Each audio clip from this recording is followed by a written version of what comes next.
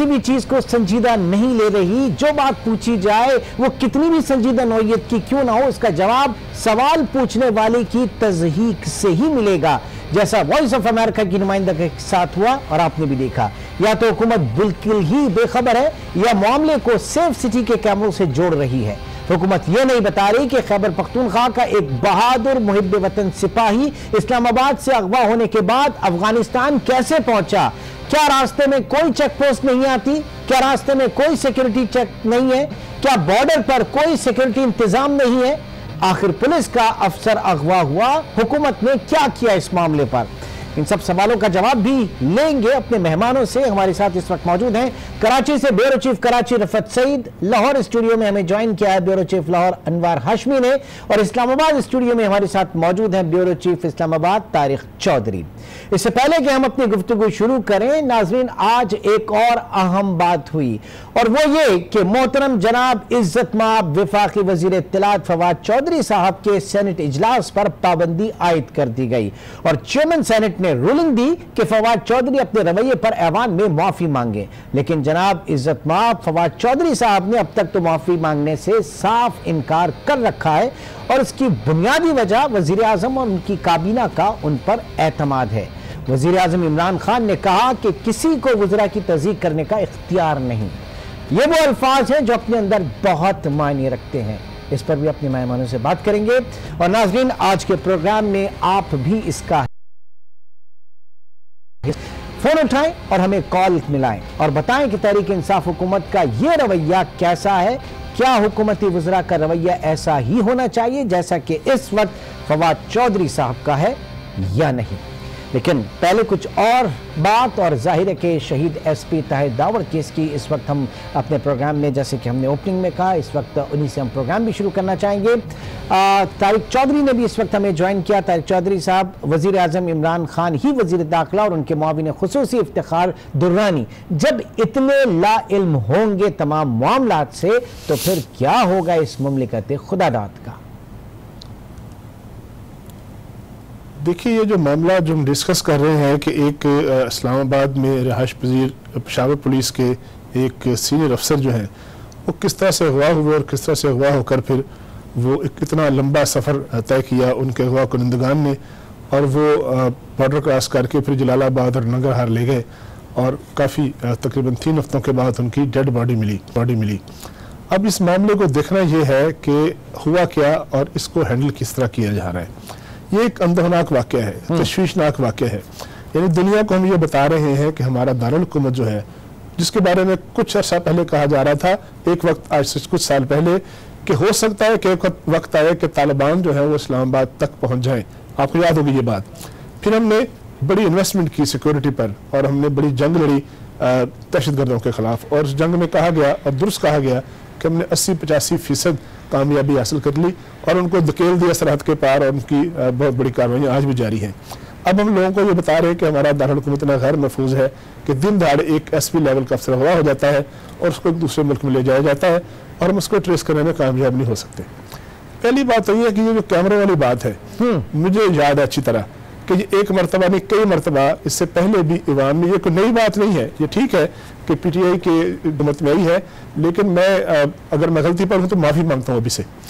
शहरियार आफरीदी साहब इससे पहले भी पिछली असम्बली के मेंबर भी थे और बहुत से लोग भी मेंबर थे। मुझे याद है कि उस वक्त के वज़ीर दाखिला ने कई दफ़ा इन कैमरों की कैटेगरी बताई थी।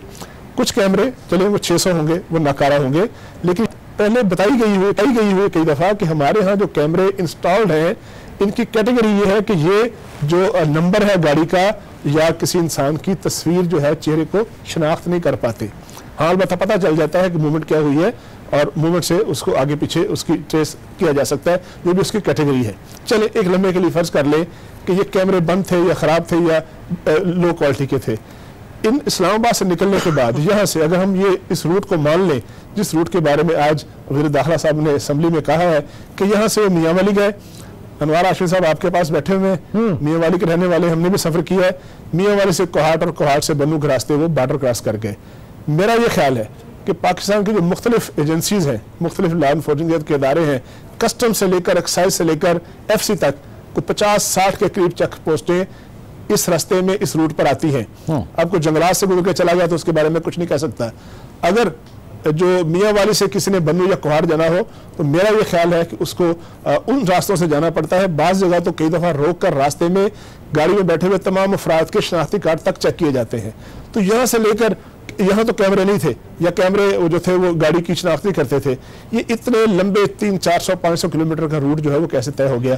और जरा रखते हैं अंदर हाशमी साहब के पास। हाशमी साहब, सीरियसनेस का ये आलम इस वक्त हमारे वज़रा का कि वो कहते हैं, पूछा जा रहा है कि इस्लामाबाद से अफगानिस्तान कैसे गए, तो जवाब 1600 कैमरे हैं वो काम नहीं कर रहे हैं, इसमें भी करप्शन है, इसके ऊपर भी हम काम करेंगे।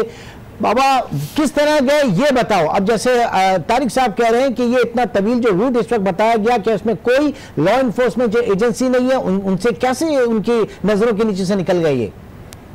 देखिए, ये अफगानिस्तान के हवाले से जो हर दफ़ा हुकूमत अपनी रेट कायम करने की बात करती है, ये पिछली तमाम हुकूमतें भी इसमें नाकाम रही हैं। इसमें गवर्नर पंजाब, वजीर आजम के बेटे अगवा होके वहाँ तक पहुँचे, इसके अलावा एक सफ़ीर को अगवा किया गया और कई शख्सियात, एक लंबी लिस्ट है। और जिस रूट की बात कर रहे हैं वजीर दाखिला, उस रूट से जलालाबाद तक मैंने भी कई दफ़ा बतौर जर्नलिस्ट सफ़र किया है।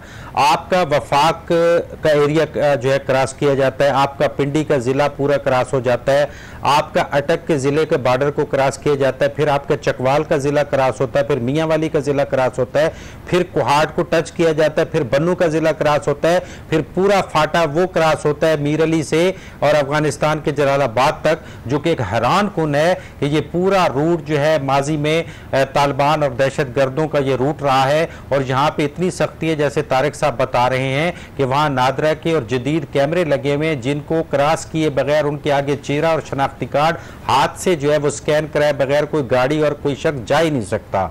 तो पहला सवाल तो ये है कि ये पीटीआई की हुकूमत ने आते ही बॉर्डर तक क्या रेट कायम की है कि एक यूनिफॉर्म में बंदा जो कि सर्विस में था उसको उठाया जाता है, एक फोर्स के बंदे को उठाया जाता है। कोई दो दोस्त नहीं जा रहे थे कि जो दूसरा दोस्त भी साथ तावन करते हुए अफगानिस्तान चला जाए। एक मगवी है जिसको भी उन्होंने छुपा के रखना है। तो ये तो एक बहुत बड़ा सवालिया निशान है जिस पे बहुत बहस हो सकती है कि ऐसा क्यों नहीं हुआ, कितने इदारे नाकाम हुए हैं। और दूसरी बात वही अफसोसनाक है कि सोशल मीडिया के जरिए चीजें सामने आई हैं, फिर सफाइयां पेश की जाती हैं, इंफॉर्मेशन से लोगों को दूर रखा जाता है, जो कि पिछली हुकूमतों में भी बिल पास हुए थे कि इंफॉर्मेशन को जो है वो इतना ना छुपाया जाए क्योंकि इससे हेल्प मिलती है। बाद में जब बदनामी होती है वॉइस ऑफ अमेरिका के सामने और सुबकी होती है जिस तरह दीगर इश्यूज पे हुए है, तो यकीनन ये इस मामले में भी मौजूदा हुकूमत को बड़ी सुबकी हुई है। और ये एक तशवीशनाक अमल है कि कितने सूबे और कितने डिस्ट्रिक्ट क्रॉस करके एक मुगवी पहुंच जाए और हमें इतला तब मिले जब उसकी लाश वापस आए। बिल्कुल बिल्कुल। रफत साहब, ये पुरस्कार खामोशी क्यों, ये इन कॉम्पिटेंसी क्यों हमारे इदारों की या हुकूमत की? इस वक्त वज़रा कहाँ थे, कहाँ थी सारी हमारी इंटेलिजेंसिया कि ये पता ही नहीं चला? सोशल मीडिया से हमें पता चल रहा है। ये क्या हो रहा है पाकिस्तान में? इमरान, पहले तो ये कि अफसोसनाक वाक़या है जो हुकूमत की खामोशी रही है वो भी अफसोसनाक है। और फिर हमारा ये कौमी मिजाज है कि जब सांप निकल जाता है तो फिर हम उस पर लकीर पीटते हैं और उसके मुतालिक बात करते हैं, जिस तरह इस केस में हो रहा है ताहिर दावड़ वाले केस में कि कोई सेफ सिटी का मामला आ गया, कैमरों का मामला आ गया और टेलीफोन कॉल्स का मामला आ गया।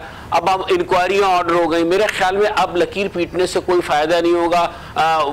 ताहिर दावड़ को जाँ बाग होने के बाद अब उन्हें सुपुर्द खाक कर दिया गया है और मेरे ख्याल में इस सारे मामले में कोई ज़्यादा पेशरफ नहीं हो सकेगी। लेकिन इस मामले में जो इफ्तिखार दुर्रानी साहब का रवैया है और वज़ीर दाखिला का बहुत अफसोसनाक है। और आप इसमें एक बात देखें कि बुनियादी तौर से वज़ीर आज़म इमरान खान की जिम्मेदारी बनती है क्योंकि वज़ारत दाखिला का कलमदान उन्होंने अपने पास रखा है और डे टू डे अफेयर के जो मामलात हैं वो डील करने के लिए उन्होंने आफरीदी साहब के सुपुर्द किया है वज़ीर मुमलिकत का ओहदा। तो लिहाजा अब उन्हें असम्बली के फ्लोर पर आकर इसकी वजाहत करनी चाहिए कि क्रिमिनल नेग्लिजेंस क्यों की गई और क्यों इफ्तिखार दुरानी साहब ने अपने बड़े वाज़ेह तौर से सुना। अब कहते हैं कि उनके तो आज लाया गया है रफत साहब, प्राइम मिनिस्टर को तो आज बताया गया। प्राइम मिनिस्टर ने अपने पास ये ओहदा रखा, इससे पहले चौधरी निसार हुआ करते थे। इतनी अहम पोस्ट है, इतने अहम ज़ाहिर के पाकिस्तान के हालात है, इतनी क्रूशल मोमेंट्स में, और आज उनको पता चला प्राइम मिनिस्टर को। देखिए इमरान, बात यह है कि पहले माजी में चौधरी निसार हो या रहमान मलिक हो, वो हर मामले को आके असेंबली में बात भी करते थे और मीडिया को भी आगाह करते थे। लेकिन मैं इसमें एक बात फिर आपसे जो मैं अभी कहना चाह रहा था वो ये है कि जब इफ्तिखार दुरानी, अभी इस मामले में भी ये कह दिया जाएगा कि वॉइस ऑफ अमेरिका ने साक़ो सबाक से हटाकर पेश किया इस मेरी गुफ्तगू को। मेरे ख्याल में बड़ी वाज़ेह तौर से आवाज मौजूद है। दोनों दफा जो है उनका बयान असेंबली के फ्लोर पर जब हमने सुना था आफरीदी साहब का, वो बड़ा हैरानकुन था। वो लाइल्मी का इजहार कर रहे थे, मीडिया को तलकीन कर रहे थे कि नहीं आप इस किस्म की बातें ना करें, वो बिल्कुल जिंदा हैं। और जबकि उसी वक्त जिस लम्हे वो तकरीर कर रहे थे सोशल मीडिया पे वो तस्वीर मौसूल हो रही थी, वो तमाम चीजें आ रही थी। मुझे तो अफसोस इस बात का है कि जो बच्ची ने अपने बाप की तस्वीर लेके जिस तरह वो बैठी हुई है वो इंतहाई दर्दनाक और अफसोसनाक है कि किस तरह से वो अपने बाप का इंतजार कर रही थी, उसको तस्वीर को सीने से लगाए बैठी हुई है। मेरे ख्याल में इमरान खान को शायद इस बात का इदराक नहीं है, न इन वुज़रा को है न किसी और को है। जिसके घर का आदमी जाता है उसी को इस बात का एहसास होता है कि किन हालात में वो गुजारा कर रहे थे और किस तरीके से उन्हें मारा गया। अल्लाह ताला सबको महफूज रखे। बहरहाल हम एक कहमश्क और एक ऐसा पुलिस ऑफिसर खो बैठे हैं जिसे पाकिस्तान का पुलिस का सबसे बड़ा एजाज यानी कायदे मेडल अवार्ड भी नवाजा गया था। और ज़ाहिर है कि ये उनका जाना एक बहुत बड़े सवाल या निशान यहाँ पर छोड़ के जा रहा है जिस तरीके से हुकूमती कारकर्दगी रही अब तक।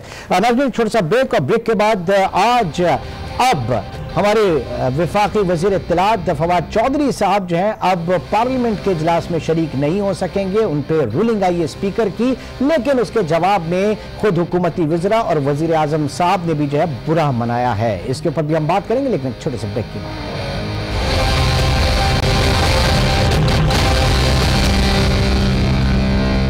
और बड़ा जनाब ये ऐवान का तकद्दुस पामाल हो गया है। अवाम का तकद्दुस नहीं यहाँ पामाल होता, ऐवान का तकद्दुस यहाँ रोज पामाल होता है।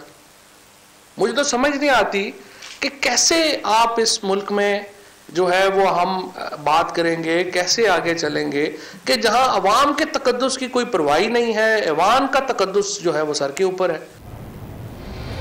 जी नाज़रीन, वफाकी वज़ीर इत्तलात फवाद चौधरी के तर्ज तकल्लुम पर चेयरमैन सेनेट ने उनके खिलाफ रूलिंग दी कि वो अब बगैर माफ़ी मांगे तावक्त कि वो माफ़ी ना मांगे वो सेनेट के इजलास में शिरकत नहीं कर सकते। लेकिन दूसरी जानिब वज़ीर आज़म ने का पलड़ा जो है वो फवाद चौधरी की जानिब और वज़ीर आज़म का कहना है कि वज़रा की तज़हीक का किसी को कोई इख्तियार नहीं। ये ऐवान का इस्तेकाक मजरू होना, तकद्दुस मजरू होना, ये क्या सिर्फ हमारे सियासतदानों के लिए है, पार्लियामेंटेरियंस के लिए है? अवाम की तस्दीक कहीं नहीं होती, अवाम का तकद्दुस क्या कहीं मजरू नहीं होता? तारिक चौधरी साहब, ये किस तरीके की सियासत इस वक्त हमारी यहाँ परवान चढ़ रही है? अभी तो 100 दिन भी नहीं हुए और वज़ीर इत्तलात जो है वो चेयरमैन वो सेनेट से आउट हो गए आज। देखिए, यही तशवीशनाक बात है कि अभी 100 दिन नहीं हुए और अभी हालत ये है कि ये जो आज का जो कश्मकश है ये कोई हुकूमत और अपोजिशन के दरमियान नहीं है, बल्कि ये हुकूमत और उसके इत्तेहादी के दरमियान है और ईवान बाला के उस चेयरमैन के दरमियान है जो कि पाकिस्तान तहरीक इंसाफ की मदद से मुंतखब हुए। वो फेडरल गवर्नमेंट में भी उनके इत्तेहादी हैं, जो बाप है BAP पार्टी है, वो वफाक में भी PTI की हामी है, इत्तेहादी है, बलूचिस्तान हुकूमत पर भी उनकी इत्तेहादी है और ये दोनों पार्टियां मिलकर हुकूमत चला रही हैं। तो अगर इन दोनों पार्टियों के जो नुमाइंदे हैं, जो चेयरमैन सेनेट ऑफ पाकिस्तान है, जो कि आईनी तौर पर तीसरा चौथा बड़ा जो है आईनी ओहदा है, अगर उसके और काबीना के दरमियान मामलात इस नहज तक आ गए हैं कि वफाकी काबीना जो इंडिकेट करती है कि जी अगर ये मामला हल ना हुआ और अगर ये मामला आगे गया तो काबीना भी कुछ सोच सकती है। आज इंडिकेट किया वजीर साहब ने, बिल्कुल, उन्होंने कहा कि फिर हो सकता है कि काबीना जो है वो भी ईवान के बारे में जाने में सोचे। ये बड़ा इंडिकेशन है कि हो सकता है कि कल से या परसों से या अगले इजलासों से वज़रा जो है ईवान में ना जाए। तो ये बड़ी संजीदा बात है। माजी में मैंने 1993 के बाद 92 के बाद जब हम इस प्रोफेशन में आए थे, बहुत बड़ी बड़ी लड़ाइयाँ देखी हमने, कौमी असम्बली में भी सेनेट में भी। एक दफ़ा 1993 में ऐसी लड़ाई हुई थी कि एक मेंबर थे अराव कैथर अली खां, वो मरहूम फौत हो गए, उनकी आंखों की बिनाई कम हो गई थी, इतनी लड़ाई हुई थी, लेकिन हाल से बाहर हुई थी। लेकिन तब भी मामला यहाँ तक नहीं पहुँचा था कि काबीना और चेयरमैन या स्पीकर एक दूसरे के आमने सामने खड़े हो जाए। अगरचे मेरा ये ख्याल है, अभी भी जो मेरी इतलात है कि कोशिश हो रही है अफवाम तफहीम की हल निकालने की बात हो रही है। सेनेट में जो कायदे अवान है शिबली साहब वो भी मिले हैं, चेयरमैन साहब से आजम स्वाति साहब भी मिले हैं, फैसल जावेद साहब सेनेटर हैं वो भी मिले हैं, और दरमियान में राब्ते भी हुए आला तरीन सतह पर, और कोशिश की जा रही है कि इसका कोई रास्ता निकाला जाए। लेकिन अगर किस तरह छोटी छोटी बातों पर, इस तरह के मामलात पर जो कि माहिरत से ख़त्म हो सकते हैं, एक दो चंद अल्फाज बोलने से ख़त्म हो सकते हैं, अगर उन इस वजूहात की बुनियाद पर मामला इस तरह हाशमी साहब अब कोशिशें तो हो रही हैं जायज कंट्रोल करने की, लेकिन हालात इस नहज पे अगर पहुंचे तो ऐसा ना हो कि खुदा ना खास्ता कोलेटरल डैमेज जो है वो हो जाए, सूरत हाल में अपनी ही इत्तेहादी जमात पे एक पॉइंट ऑफ नो रिटर्न पे ना आ जाए, कोई नया महाज ना खुल जाए। अभी तो हुकूमत को 100 दिन भी नहीं हुए, क्या ये कितने नए महाज सकेंगे हाशमी साहब? देखें, पीटीआई के पास जो अरकान हैं, जो मिनिस्टर हैं, लेजिस्लेटिव बिजनेस का तजुर्बा ना होने की वजह से सूरत हाल इंतहाई गंभीर होती जा रही है। इसमें कई आईनी तकाजे हैं जो सेनेट के साथ टकराया जा रहा है। सेनेट की वेबसाइट पे पूरी एक लिस्ट पड़ी हुई है कि कहाँ का चेयरमैन सेनेट ने रूलिंग दी थी। अभी जनवरी 2016 में वजीर दिफा के खिलाफ ऐसी रूलिंग दी थी और जारी सेशन से उसे आउट कर दिया गया था। चेयरमैन की रूलिंग वापस नहीं होगी, वो जारी सेशन के लिए जितने दिन बाकी रह गए हैं वो स्टैंड करेगी, चे जाए के वो जब माफ़ी बाकायदा ऑन रिकॉर्ड ना मांगे, तो इसलिए रूलिंग जो है वो स्टैंड करेगी। तीसरी बात, असल में अगले चंक में आप बात कर सकते हैं डिटेल कि ये कोई ऐसी वैसी बात नहीं है, क्योंकि 1973 के आइन से लेके नवाज शरीफ के मौजूद ये जो हालिया दौर था, इस तक जो है सेनेट को कई हवालों से तरमीम करके मजबूत किया गया था। ख़ास तौर पे जब 18वीं तरमीम आई थी तो उसके अंदर तरमीम के साथ साथ सेनेट को और ज़्यादा पावरफुल बनाया गया था। इसकी एक लंबी हिस्ट्री है कि ये रियासत के लिए क्यों सेनेट का पावरफुल होना ज़रूरी है। अमेरिका में भी ऐसा है, क्योंकि अभी जो तरमीम हुई थी उसमें 2010 में, तो उसमें वज़ीर आज़म और काबीना को आइन के आर्टिकल के तहत मुकम्मल तौर पर सेनेट के आगे जवाबदेह होना है। चौधरी फवाद साहब जो कि वज़ीर इत्तलात हैं, उनको इस चीज़ का इल्म नहीं है। इलेक्शन कमीशन के इंतखाब के लिए भी 1/3 जो है वो उस कमेटी में रुकनीत जो है वो सेनेट की होना ज़रूरी है। फाइनेंस बिल का आपको पता है। इसके अलावा इवन के जजेस की तैनाती के लिए जो कमेटी होगी उसमें भी सेनेट को शामिल किया गया है, ताकि फेडरेशन कायम रहे। तरक्याती कामों के लिए भी सेनेट की अप्रूवल रहनी ज़रूरी है, ताकि चारों सूबों में कोई तफरीक पैदा ना हो सके। ये एक लंबी कहानी है, लेकिन असल चीज़ जो डिस्कस होने वाली है कि क्या फवाद चौधरी इतने बच्चे हैं कि वो चेयरमैन सेनेट के साथ टकरा रहे हैं, उनको ये नहीं पता कि उनकी पावर्स कितनी ज़्यादा हैं। असल में ये इशू ये है कि वो एक भोंडे अंदाज में पावर्स गेन करना चाहते हैं। जिस तरह 18वीं तरमीम की वापसी की बात हो रही है, जैसे सिंध के साथ वो टकराए हैं, बिल्कुल ये रिलेट करती है कि वो सेनेट के इख्तियारात को कम करने की कोशिश की तरफ जाना चाहते हैं, ताकि जितनी कमेटियां हैं, इवन के पब्लिक अकाउंट्स कमेटी में भी जो पिछली तरमीम में सेनेट को नुमाइंदगी दी गई है कि उनका मेंबर भी इन कमेटियों में शामिल होगा। तो ये सारी चीज़ें कैलकुलेट करके फवाद चौधरी साहब और उनके साथ जो ग्रुप है, जो हार्ड लाइनर्स हैं, वो एक बिल्कुल बेतरतीब अंदाज में आइन पे हमले कर रहे हैं कि वो पावर्स टोटल जो है वो काबीना और उनकी हुकूमत के पास आ जाए, जिसकी लंबी एक लिस्ट है, पूरे हकायक मौजूद हैं जिन पे बात हो सकती है। तो ये चीजें बहुत ही नुकसानदेह होंगी। रफत सईद साहब, रवैयों के ऊपर बात करूंगा। अगर ये रूलिंग सस्टेन करती है चेयरमैन की, जैसे कि इस वक्त अनवर हाशमी ने कहा, तो इस मामले पर एक बहुत बड़ी सुबकी होने जा रही है, फिर प्राइम मिनिस्टर की भी। और दूसरी चीज ये कि पार्लिमानी सियासत से वाकई ये लोग नाबलद हैं या बहुत ही स्मार्टली एक गेम खेलने की कोशिश हो रही है? देखें इमरान, मैं इससे पहले कई मरतबा, बल्कि आप जब से हमने 100 डेज एजेंडा ये प्रोग्राम शुरू किया है, पहले प्रोग्राम से मैं कहता चला आ रहा हूँ कि फवाद चौधरी जो हैं वो मसाइल की वजह बन रहे हैं और तहरीक इंसाफ के मौला जट बनते जा रहे हैं। और इस तरह के कई मौला जट वहाँ मौजूद हैं। मुराद सईद कौमी असम्बली में मौजूद, इसी तरह से वो भी इसी तरह के एक्ट करते हैं और मेरे ख्याल में उनको मुकम्मल तौर से वज़ीर आज़म इमरान खान की हिमायत हासिल है और जिसकी वजह से वे सारे काम कर रहे हैं। पहला काम तो ये करना चाहिए कि तहरीक इंसाफ के अरकान के तरबियती कोर्स करवाने चाहिए, इन्हें पार्लिमानी उमूर से आगाह करना चाहिए। अगर ये नाबलद है इन तमाम चीज़ों से कि असम्बली में किस तरह से, कौमी असम्बली में किस तरह डील किया जाता है, कानून साजी किस तरह होती है, किस तरह की ज़बान इस्तेमाल की जाती है। सेनेट में आज से माजी में कभी ऐसा नहीं हुआ। एक ज़माना था जब जुल्फ़िकार अली भुट्टो के ज़माने में कहा जाता कि अरकान असम्बली को निकाल कर बाहर फेंक दिया जाता था। इस तरह की तूफ़ान बदतमीज़ी उस ज़माने में भी नहीं हुई। जिस तरह की ज़बान इस्तेमाल हो रही है ये हमारे लिए शर्मिंदगी का बाइस बन रही है। और जिसे हम कह रहे हैं कि मैच्योर पार्लियामेंटेरियन आए हैं या नई क़यादत आई है, नया पाकिस्तान बन रहा है, मेरे ख्याल में कहीं से ऐसा नज़र नहीं आता कि इस तरह के लोग हैं। और जहाँ तक आपने ये बात कही, जानबूझकर मेरे ख्याल में समझ ये रहे हैं कि अगर इस किस्म का रवैया इख्तियार कर लेंगे तो ये सबको अपने काबू में कर लेंगे। मेरे ख्याल में ये असल सूरत हाल से और सेनेट के चेयरमैन के जो इख्तियारात हैं उससे वाकिफ ही नहीं है। आने वाले दिनों में अगर ये सूरत हाल बरकरार रही तो बहुत पेचीदगियाँ होंगी। और इस बात का एहसास स्पीकर कौमी असम्बली असद कैसर को भी है, सेनेट के चेयरमैन को भी है और इनके बाज़ वज़रा को भी है, लेकिन वो बात नहीं कर रहे हैं। गो के अफ़ाम तफ़हीम की कोशिश की जा रही है, मगर ये अफ़ाम तफ़हीम की जो कोशिश है ना, मेरे ख्याल में वो खातिर में नहीं ला रहे। और फवाद चौधरी किसी की बात सुनने पे आमादा नहीं है, क्योंकि उन्हें वजीर आज़म की हिमायत हासिल है।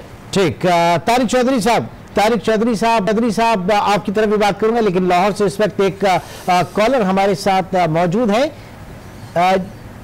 जी, पाकपतन से कॉलर मौजूद है। जी फरमाइए, कौन सा बात कर रहे हैं? जी मैं राव शुजा बशीर बात कर रहा हूँ। जी फरमाइए, क्या कहेंगे राव साहब? जी सर, मैं इसमें एक तो सबसे पहले तो ये कि जो आज कौमी खाना हुआ है, हमारे एसपी साहब जो बहुत दलेर और उन्होंने अपनी जान पे खेला है और जिस तरह से उनके साथ जो हुआ है उसके लिए ये कौम के लिए नाकाबिल तलाफी नुकसान है। दूसरा नंबर पे मैं पहले ये वाजा कर दूं कि मैं पीटीआई का एक कारकुन हूँ और मेरा खानदान का हर फर्द कारकुन है, मगर फवाद चौधरी साहब ने जो सेनेट के अंदर लैंग्वेज इस्तेमाल की है, इसमें मैं ये कहता हूँ कि जिस दरख्त को फल लगे उसके टाइम में झुकनी चाहिए। अल्लाह ताला ने हमें इक़्तिदार दिया है तो हमें इसमें बहुत धीरे से काम लेना चाहिए, मीठापन से काम लेना चाहिए, ना कि हम गलत लैंग्वेज इस्तेमाल करें। अगर हम ये इस किस्म के काम करेंगे तो आप ये देखेंगे जो नीचे वाली सतह है उन पर क्या असर जाएगा। जब हमारे बड़े पार्लियामेंट में बैठ के ये लैंग्वेज इस्तेमाल करेंगे तो नीचे क्या होगा। ठीक है, आपका पॉइंट आ गया। अगर इस तरह का रवैया हमारे हुकूमती वज़रा इस्तेमाल करेंगे तो जाहिर है कि उसका नुकसान न सिर्फ हुकूमत को बल्कि उनकी पार्टी को भी होगा। तारिक चौधरी साहब, पार्लिमानी सियासत और कंटेनर की सियासत में जो एक लकीर है वो अभी तक खत्म नहीं हो सकी है शायद। देखिए, ये मैं दोनों अपने साथियों की बात से मुतफिक हूँ कि ये कोई लाइल में नहीं हो रहा। शायद इसके पीछे कोई एक सोची समझी स्कीम ये है कि ज़ाहिर है पीटीआई का एक बयानिया है और उसने जिस बयानी की बुनियाद पर इलेक्शन जीता है वो उसको कंटिन्यू करना चाहती है। वो चाहती है कि उसका जो वोटर है, उसका जो वोट बैंक है, वो जिस तरह का उसका मिजाज पसंद करता है, एंटी करप्शन की बातें हुई, इंसाफ की बातें हुई और जो लोगों को सजा देने की बातें हुई, उसको कंटिन्यू करना चाहते हैं। लेकिन उनको इस बात का पता होना चाहिए कि आप किसी को ईवान में 1000 दफ़ा चोर कहें, 1000 दफ़ा डाकू कहें, उससे कुछ फर्क नहीं पड़ेगा। अगर कोई वाकई चोर है, अगर कोई वाकई डाकू है तो उसके खिलाफ इतना मजबूत केस बनाएं कि उसको अदालतें, नैब, FIA या जो एहतसाब करने के इदारे हैं वहाँ से सजा मिले। असल एहतसाब जो है वहाँ पे होना है, अदारों से होना है, अदालतों से होना है, सजाएं वहाँ से मिलनी है। ईवान में खड़े होकर किसी को सजा नहीं दी जा सकती।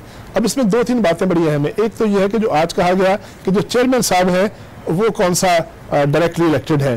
देखिए, हमें इस बात को रियलाइज करना चाहिए कि हम किस किस्म का मुल्क है। हम एक फेडरेशन है जिसके 4 सूबे हैं और जब पाकिस्तान में 1971 में पहली दफा इलेक्शन हुआ था तो उस वक्त भी लोगों को रियलाइजेशन थी कि 1 यूनिट टूटा है। तो अब पंजाब सबसे बड़ा सूबा है, अगर पंजाब की सीटें एक तरफ डाल दी जाए और बाकी तीनों सूबों की सीटें एक तरफ डाल दी जाए तब भी बराबर नहीं होती।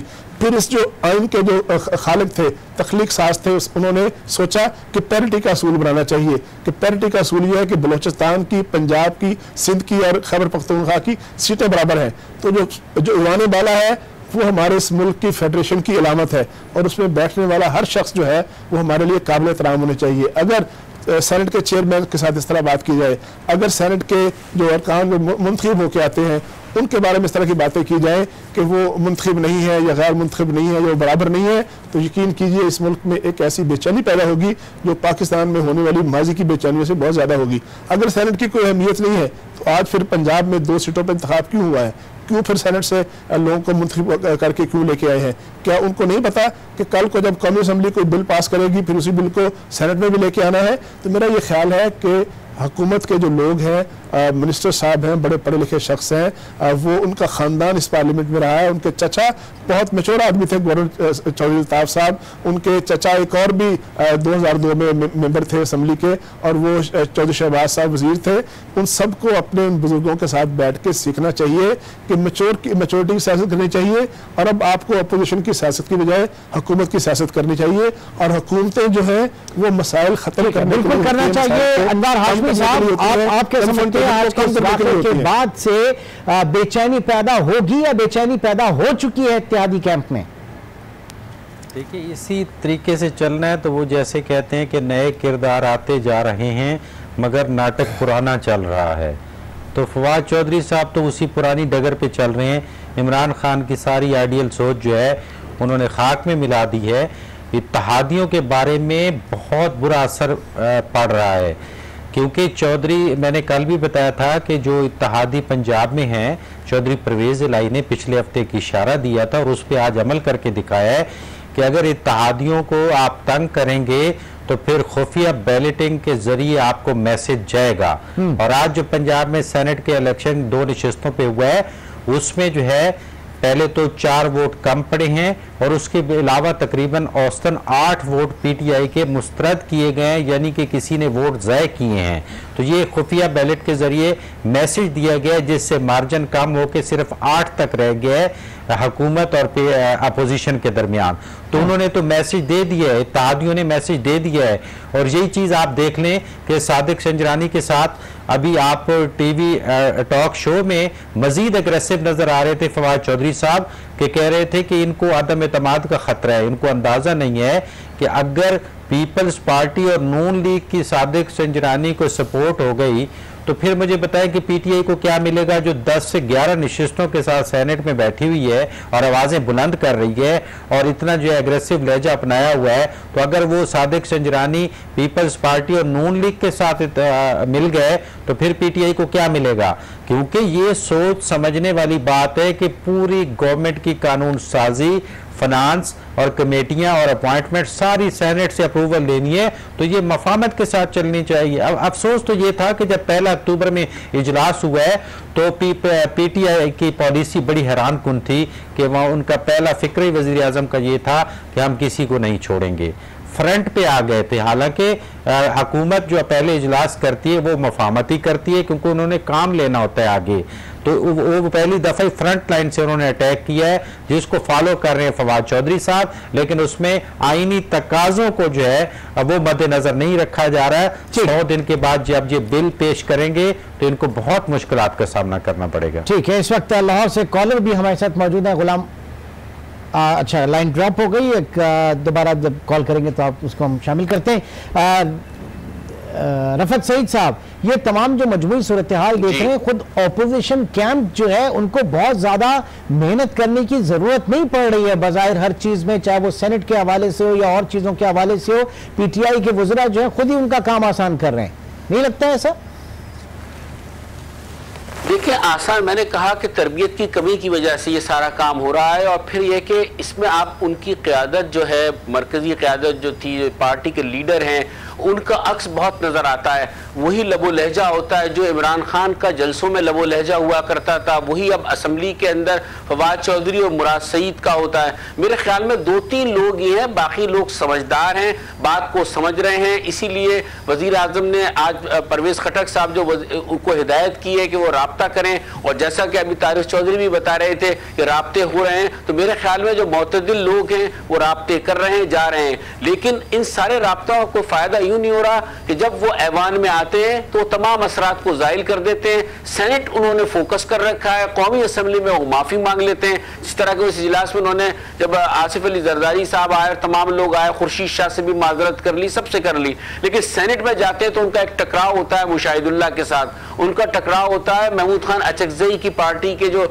सेनेटर हैं उनके साथ। और वो इस तरह लगता है कि वो गए एजेंडे के साथ हैं, लड़ाई करने के लिए गए हैं, हर एक से लड़ेंगे, शिबली फराज कहीं कहीं जो है वो मुदाखलत तो करते हैं, लेकिन बाज़ दफ़ा उन्हें साथ देना पड़ता है। यही अंदाज जो वजीर मुमलिकत बराए दाखिला है शहरियार आफरीदी, उनका भी बहुत एग्रेसिव अंदाज है। मेरे ख्याल में इन लोगों को अपना ये अंदाज जो है कम करना पड़ेगा। इनको अब ये बात महसूस करना पड़ेगी कि ये हुक्मरान जमात है, हुकूमत में इन्हें शायद यकीन नहीं आ रहा कि इन्हें हुकूमत मिल चुकी है। वाकई हकीकतन शायद ऐसी लग रहा है कि यकीन नहीं आ रहा अभी तक हुकूमत मिल चुकी है या मिलना है। एक ब्रेक की तरफ चलेंगे, उससे पहले एक कॉलर भी हमारे साथ क्वेटा से मौजूद हैं, रोजी खान, जो कि रेगुलर कॉलर इस प्रोग्राम के, उनसे भी हम बात करेंगे। रोजी खान, क्या कहना चाहेंगे? अस्सलाम वालेकुम सर। जी वालेकुम सलाम। सर, जो दावर साहब का वाकया वो बहुत अफसोसनाक वाकया है। दूसरा फवाद साहब जो तकरीर कर रहे हैं हर दफा सेनेट में, जो लोगों को औकात दिखा रहे हैं कि कल जो उन्होंने महमूद खान चिकजी की जो 2 बंदों का औकात दिखाए पठानों को, ये औकात को बोला आपकी, आप अपने औकात भी नहीं पता है हमें, आपकी जो औकात है वो भी हमें पता है इसकी। ठीक है, ज़ाहिर है कि इस सिलसिले जब इस लेवल पे बात होगी तो फिर मामला जो है वो इस नहज पर भी जाएंगे। अवाम है और अवाम ने ही वोट देके जो है मुंतखब किया है। एक छोटा सा ब्रेक, और ब्रेक के बाद भी सूरत हाल इसी को आगे लेके चलेंगे। हालात इतने अच्छे नहीं है, इतने आइडियल नहीं है जितने के होने चाहिए थे और जितने की तवक्का थी। छोटे से ब्रेक के बाद दोबारा मिलते हैं।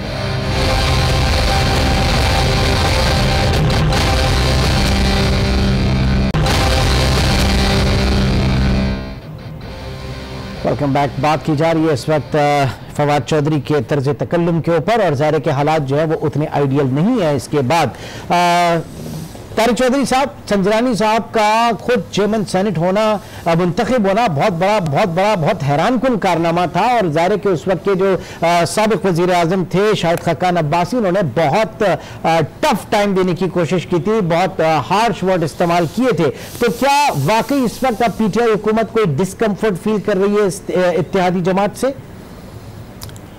देखिए, आज के वाक़े से पहले तो इस तरह का कोई शाहद हम तक नहीं आए, लेकिन ये बात बहरहाल ज़रूर है कि जो PTI है वो जो ईवान बाला में अक्सरियत है अपोजिशन जमातों की, पीपल्स पार्टी है, मुस्लिम लीग नून है, दीगर जमातें हैं, उससे बाल वो कंफर्टेबल नहीं है, क्योंकि उनको पता है कि आगे उनकी राह में क्या रुकावटें आ सकती हैं।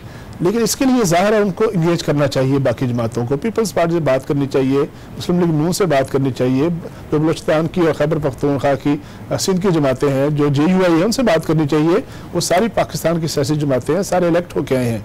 फिर ज़ाहिर है जो चेयरमैन सेनेट है वो खुद पाकिस्तान तहरीक इंसाफ की मदद से उसके वोटों से मुंतखब होकर आए हैं। आपको वो प्रेस कॉन्फ्रेंस याद होंगी जब सेनेट का इलेक्शन हो रहा था, तो एक तरफ जो उस वक्त के जो चीफ मिनिस्टर थे वो खड़े हुए थे, एक तरफ इमरान खान साहब खड़े हुए थे, एक दूसरी प्रेस कॉन्फ्रेंस में आसिफ जरदारी या बिलावल भुट्टो या खुर्शीद शाह खड़े हुए थे। तो वो एक पाकिस्तान के कैसे सूबे से आए हैं जो कि बड़े, जिसकी सिचुएशन बड़ी अजीबो-गरीब किस्म की है।